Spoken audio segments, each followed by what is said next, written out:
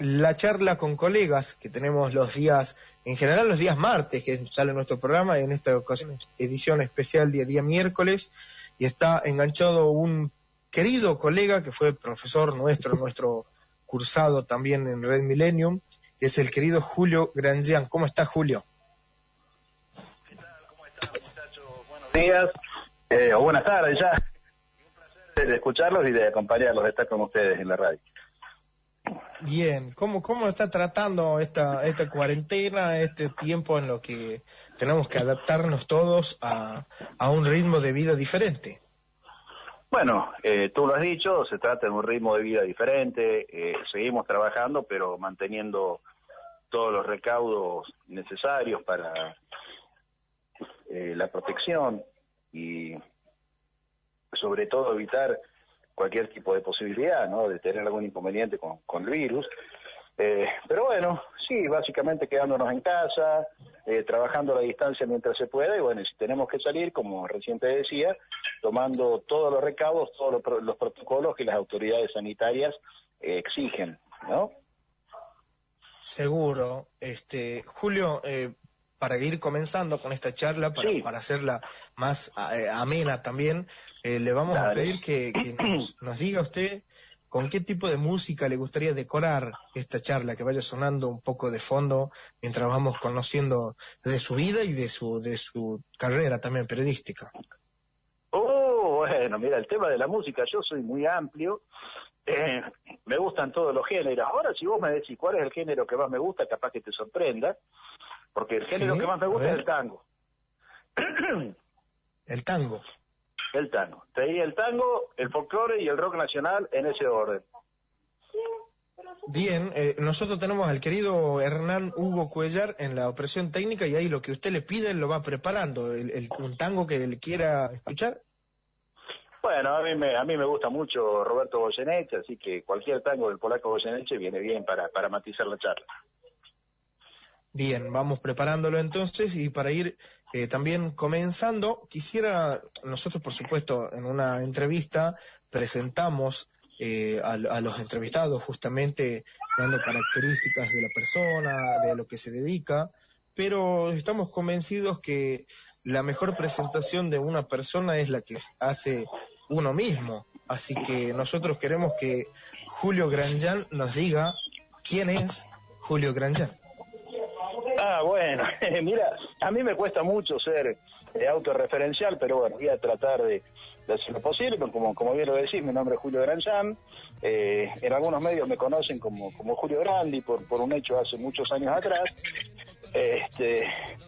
y sí, me dedico al periodismo hace ya un tiempo, ahora estudio la función pública, también hacemos algo de docencia, y bueno, un apasionado, ¿no? Un apasionado de este oficio o profesión, no sabemos bien cómo llamarlo, pero de alguna manera yo me definiría de esa manera, ¿no? Como un apasionado.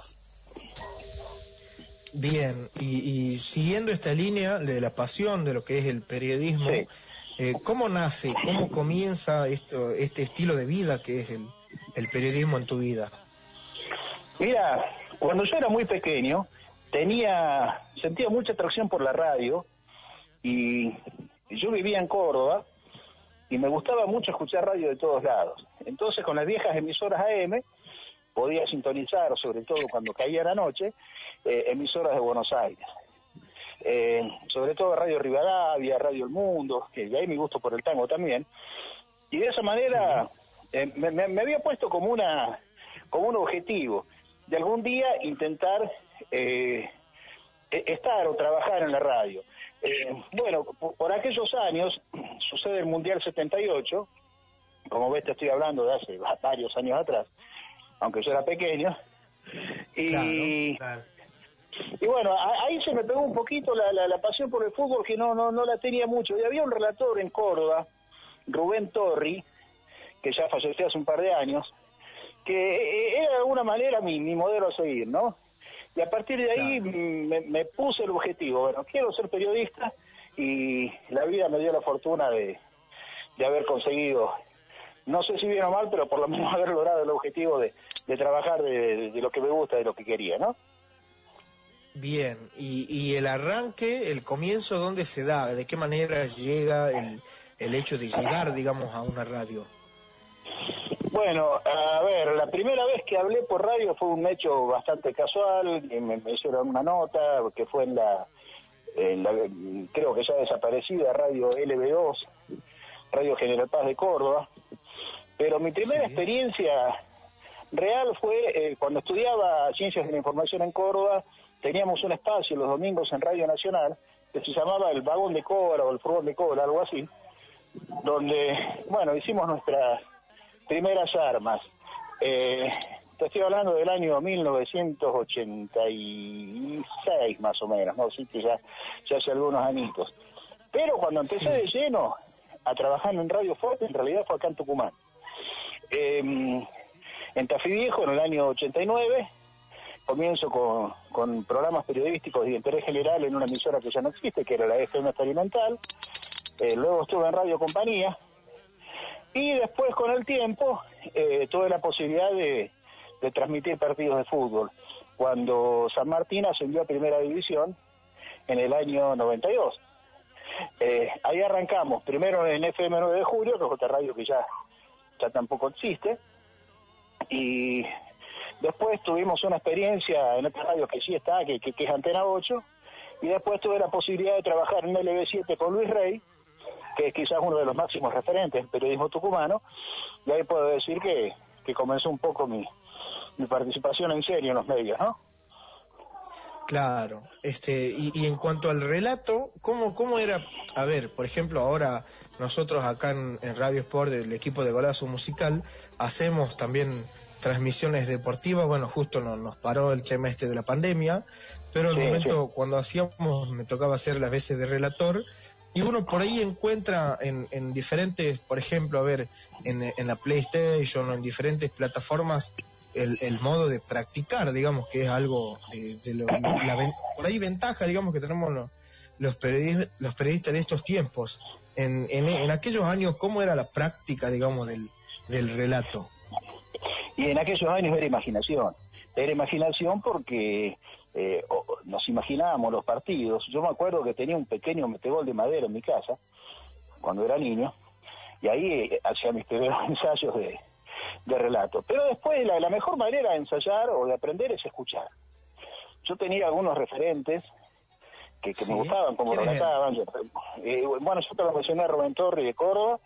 El otro fue José María Muñoz, el Gordo Muñoz, un personaje histórico, le decía el relator de América, con el cual, bueno, por ahí yo no estaba muy de acuerdo con la manera de pensar, pero sí me gustaba mucho cómo relataba, el relato pausado pero dramático, y quien vino después a romper todos los esquemas del relato sin duda fue Víctor Hugo Morales, claro, que para mí hoy por hoy, bueno, es un gran relator.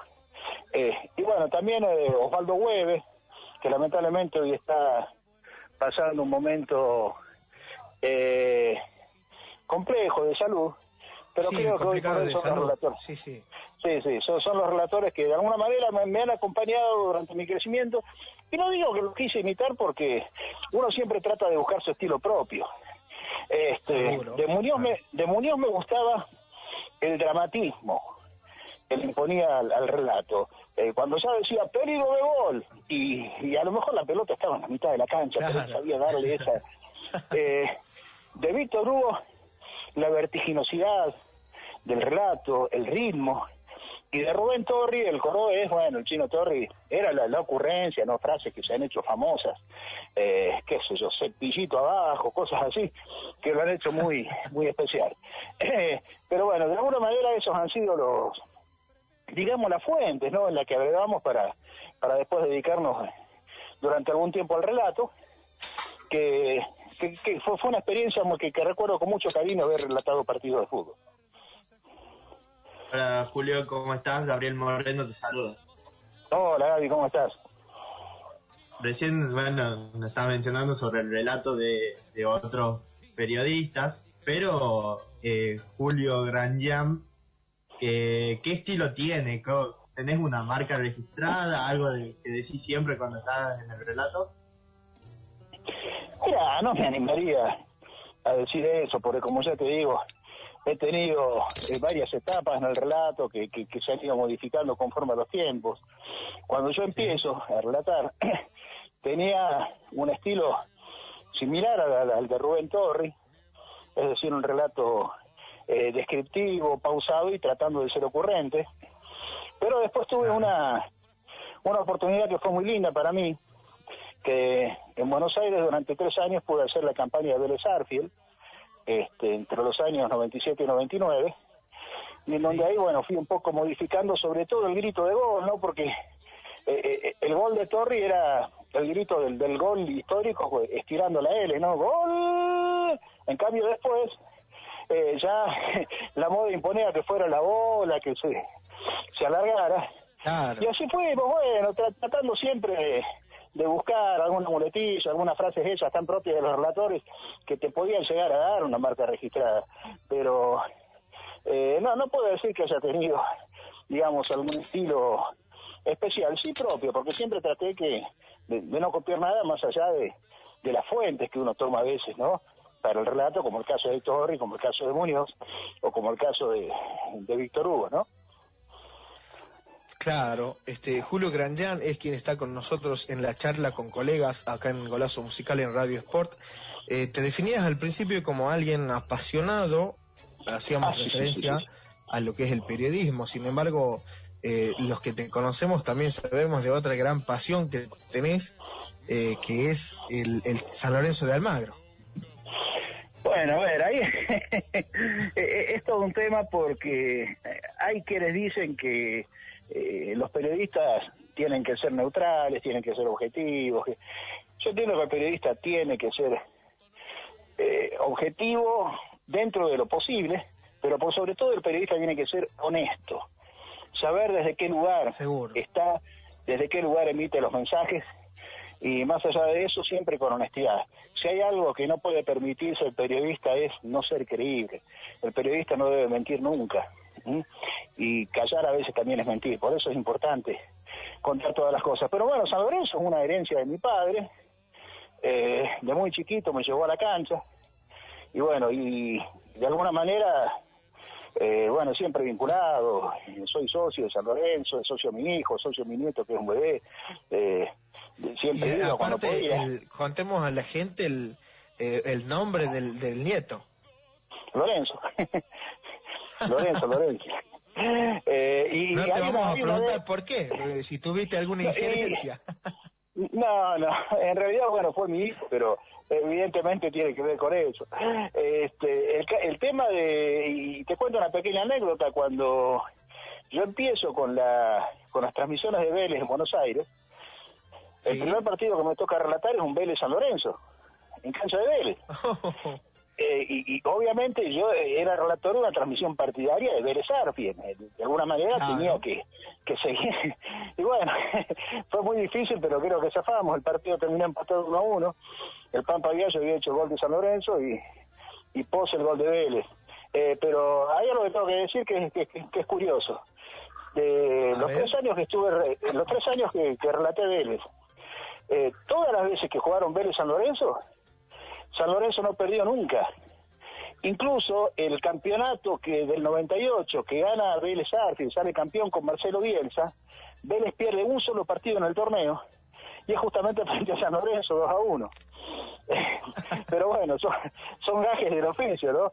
Era difícil, seguro. Pero bueno, uno es un profesional y yo dejaba todo el relato desde la mirada de Vélez. Por eso digo que uno siempre tiene que dejar en claro de qué lugar está. Y en ese partido en específico, ¿el hincha de San Lorenzo quedaba fuera de la cabina o un poquito estaba ahí en los relatos de goles del Ciclón? No, quedaba, de alguna manera quedaba fuera de la cabina porque, como te digo, ¿no? hay que hacer el periodismo honesto y decir uno de qué lugar está. Pero ojo, todo el mundo sabía que yo era hincha de San Lorenzo, ¿no? O sea, es algo que yo nunca lo oculté en ningún lado. De hecho, esto también quizás sea anecdótico, pero del equipo que hacíamos, el equipo de Pasión Velezana, que así se llamó, éramos 3 hinchas de San Lorenzo. Estaba el que hacía borde de campo, Claudio Raquel, era hincha de San Lorenzo. y el muchacho que hacía la locución comercial era hincha de San Lorenzo, el relator hincha de San Lorenzo, de Vélez era el comentarista y el director periodístico Jorge Franco, eran los únicos dos, y el productor general era de Boca, así que como ves era una mezcla, pero el tema es que nos apasionaba el fútbol, nos apasionaba el periodismo, y Vélez nos había abierto una puerta hermosa, y la verdad que la disfrutamos mucho. Por eso puede parecer un contrasentido que un hincha de San Lorenzo diga esto, pero le tengo muchísimo amor a Vélez Sarsfield, muchísimo. Julio, ¿cómo estás? Reina te saluda. Mi pregunta va dirigida a algo que dijiste al principio, que en el medio te conocen como Grandi por un suceso que había pasado.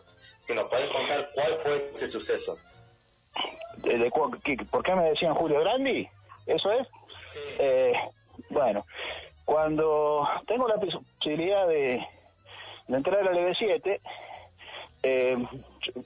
me llama Luis Rey, que era el director deportivo, digamos, de la emisora, y en la primera reunión que tenemos en la oficina de Don Luis, claro, mi apellido, Grandjean se pronuncia, se escribe Grandjean, es medio complicado, y él en un momento determinado me dice, mire, mijito, bueno, no sé si ustedes lo habrán conocido, los Reyes son jóvenes, pero ha sido quizás el más conocido de los periodistas históricos, ¿no?, de deportivos acá en Tucumán, y tenía una forma muy particular de hablar. Y ese día yo estaba muy emocionado, imagínense, veinteañero, que se me llama Luis Rey, que era el más importante en ese momento, una radio como LB7, me dice, venga, mijito, yo no quiero que ni usted ni su familia se ofenda, dice, pero su apellido es muy difícil, el locutor comercial no lo va a saber pronunciar, ni yo lo voy a poder pronunciar, mijito querido. Y así que yo he pensado una opción, y yo le digo, bueno, don Luis, usted es el que sabe. Primero se dedicó a nombrarme unos cuantos del equipo que trabajaban ahí, que no usaban su nombre real. Bueno, hay algunos, lo voy a nombrar porque son amigos, por ejemplo, Pepe Lenzi, que se llama Encina, bueno, él le había puesto Lenzi, el caso de alguien que recuerdo con mucho cariño, que ya no está entre nosotros, Daniel Aldé, se llamaba en realidad Alderete, y me dice, ¿usted sabe cómo me llamo yo? Y sí, le digo, Luis Rey. Me dice, no, mijito, yo me llamo Luis Eduardo Reyes, pero mi nombre periodístico es Luis Rey. Y me dijo, usted se va a llamar Julio Grandi, o sea, una abreviatura del apellido. Y bueno, usted es el que sabe. Y ahí me quedó Grandi, y me quedó de tal suerte que cuando después con el tiempo voy a Buenos Aires a hacer Vélez, me seguían llamando Julio Grandi. Recién cuando trabajaba en los diarios volví a mi apellido original, digamos, para trabajar, pero siempre en las radios, hasta que dejé de relatar, siempre me presentaban como Julio Grandi, y la verdad que lo conservé, no por decir que tengo un nombre artístico, eso me parece encima nada, sino por el recuerdo de Luis Rey, de que fue un maestro de quien aprendí muchísimo también, y también lo tengo que mencionar. Seguro. Julio, y repasando tu carrera, quisiera que nos comentes en lo que es el periodismo, digamos. Seguramente tendrás miles de anécdotas y de cosas para contar, pero quisiéramos que compartas con nosotros de los dos lados, digamos, algo que te haya pasado, que te haya llenado de satisfacción y algo que te haya frustrado también. Tantas cosas. Mira, satisfacciones he tenido muchísimas. Quizás una de las más lindas fue el campeonato que gana Vélez en el año 98, siendo Marcelo Bielsa el técnico, donde había un partido, el partido que sale campeón Vélez, era contra Huracán precisamente, y en la penúltima fecha, y la última fecha había que ir a jugar a la cancha de Gimnasia de La Plata, donde por lo general nos trataban muy pero muy mal, era difícil acreditarse, por una cuestión de rivalidad que había entre las instituciones en esos años. O sea, Vélez tenía que jugar contra Huracán. Si Vélez ganaba, salía campeón. Si empataba o perdía, había que esperar una fecha más. Y imagínate, era la desesperación que gane. Y creo que fue uno de los partidos que recuerdo con más cariño. Ganó Vélez 1-0. Ese día debuta el arquero de La Fuente, como que era suplente de Chilaver no podía jugar, y se atajó todo. Y por ahí debo tener los cassettes los guardo con cariño esos relatos porque me traen a la memoria anécdotas pero muy lindas. Eso fue un momento importante dentro de lo que es la radio, como también fue mi primer relato en el EB7, que también recuerdo con muchísimo cariño porque estaba lleno de monstruos ese equipo, ¿no? Yo me sentía ahí demasiado chiquitito. Un partido Atlético Instituto, estaba con Luis Rey, estaba el Toti Ferrara, estaba Jorge Catalana en la locución comercial, estaba Omar Nóbrega haciendo la información de estudios centrales, Juan José Barque, Félix Cerruti, había una selección. Una serie de figuras, sí, una selección, y yo la verdad me sentía muy feliz de poder estar ahí en ese espacio. Y después... ¿En algún momento que te haya frustrado, que te haya hecho dudar no sé si dudar de la carrera, pero que la hayas pasado mal? Mira, pasado mal, no sé si pasado mal porque yo disfruto mucho del trabajo. Sí, bueno. Hubo dos coberturas que fueron un poquito, dos situaciones fueron un poquito complicadas. Una que más que fea es graciosa. Un partido esto fue antes que yo trabajara en el EB7, cuando todavía, digamos, estaba aprendiendo a relatar. Un partido entre San Martín y Argentinos Juniors, que termina ganando San Martín 3-0 aquí en cancha de San Martín, aquel equipo donde jugaba Jorge López, el Pájaro Juárez, Pedro Pablo Robles, Guillén, etcétera. Hay una jugada, si hay un error que no puede cometer un relator, es comerse un gol. Puedes equivocarte los nombres, siempre hay forma pero comerse un gol es lo peor que te puede pasar. Bueno, el partido estaba, no me acuerdo si 1-0 o 2-0 ya para San Martín, que estaba ganando bien, y hay una jugada que se va, creo que era Jorge López, solo frente al arquero, lo elude al arquero, y yo veo que el árbitro hace la seña de posición adelantada, que se para de la manera que los árbitros marcan el offside, y lo mismo el juez de línea, y Jorge López marca el gol, y yo digo, no vale. Claro. Y me quedo callado, y sí lo había hecho valer, y el comentarista, que era mi amigo Marco Cera, me mira y me dice, Julio, pero sí vale, hágalo valer, sí lo hizo valer, cántelo. Más que un mal momento, fue un papelón. Y después un momento, bueno, hubo cosas feas que me han pasado, como algunos que me han llamado por teléfono, un poquito enojados por cosas que escribíamos, ¿no? Pero un suceso muy triste que me tocó cubrir fue el fallecimiento de un jugador de Atlético, Maldonado, algo totalmente inesperado, que fue, me acuerdo del departamento de Maldonado, un chico que había venido de Vélez, creo que con Roy González, y nadie sabe por qué, bueno, falleció en su departamento. Sí, era lateral. Y bueno, a mí me tocó ir a hacer la cobertura, a ver cuando sacaba el cuerpo, y yo le había hecho una nota, no hacía ni 2 días a ese muchacho. Ya te digo, momentos dolorosos más que... Después ya te digo, bueno, por ahí algún dirigente que se enoja, te llama, te dice cosas. También cuando trabajé en la sección política del periódico, un diario que ya no existe, también, pero si vos me marcás 2 momentos así para contar cosas que no debieron haber pasado, uno fue ese gol que me como contra de San Martín, y bueno, me pegó mucho el caso de Maldonado, entonces lo recuerdo de esa manera. Claro. Bien, y para ir finalizando ya, quisiera que nos digas algún mensaje para los periodistas que estamos recién empezando, algún consejo que nos puedas dar, comparando también a lo que era el periodismo en tus comienzos y en lo que es ahora. Bueno, hay que diferenciar porque el mundo cambió. El mundo cambió muchísimo.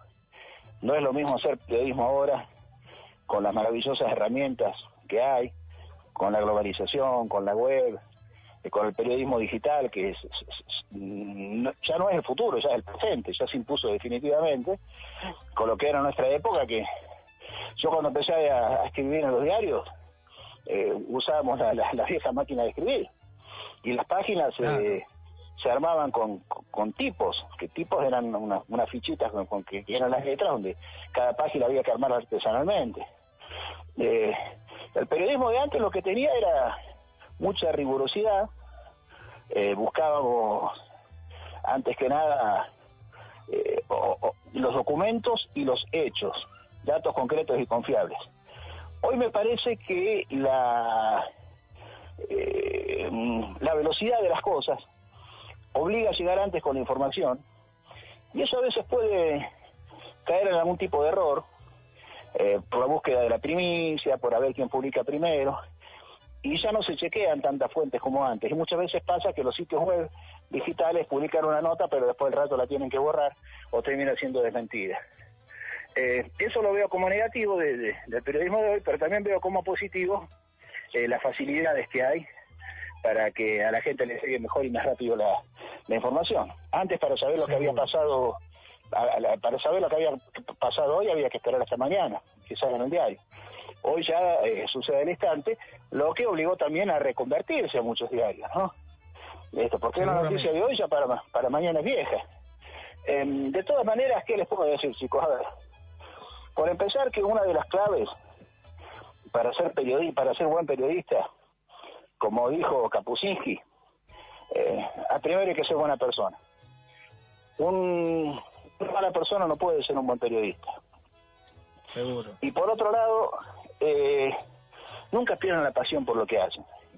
Yo sé que a veces el periodismo tiene momentos especiales y tiene momentos no tan especiales. Por ejemplo, los periodistas sabemos que no tenemos cumpleaños, no tenemos sábado, no tenemos domingo, muchas veces tenemos que dejar a nuestra familia, pero también los periodistas muchas veces tenemos otras ventajas. Nos recibe gente que de otra manera no nos recibiría si no fuéramos periodistas.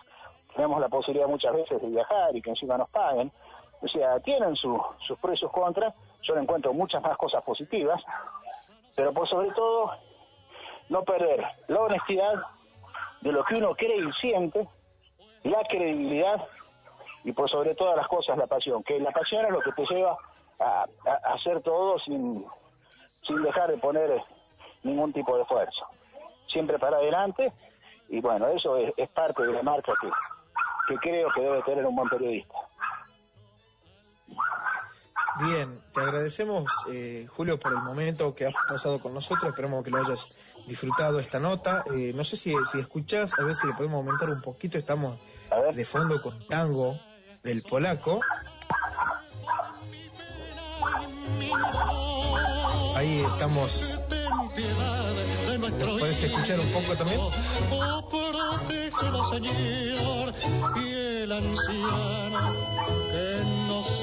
¿Te tenemos ahí, Julio? Ese es un tango que se llama Al pie de la Santa Cruz, un tangazo que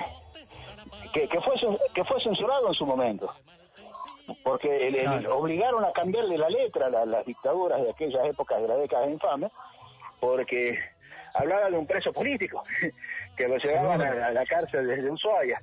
Después le cambiaron la letra haciendo quedar que el preso en realidad era un delincuente. Pero bueno, hermoso tango. Les agradezco mucho, chicos, porque es uno de los tangos que más me gusta. Y no es de los tan conocidos, digamos, ¿no? Al pie de la Santa Cruz. Bueno, nosotros le agradecemos por este momento, y en esta charla con colegas el cierre es algo particular, que es que el invitado, que es un periodista, es quien manda a la pausa. Así que te pedimos que nos mandes a la pausa acá en Golazo Musical en la 98.3. Bueno, en este momento vamos a ir a la pausa en Golazo Musical por la 98.3, y de corazón les digo, chicos, muchas gracias. Hasta siempre. La pobre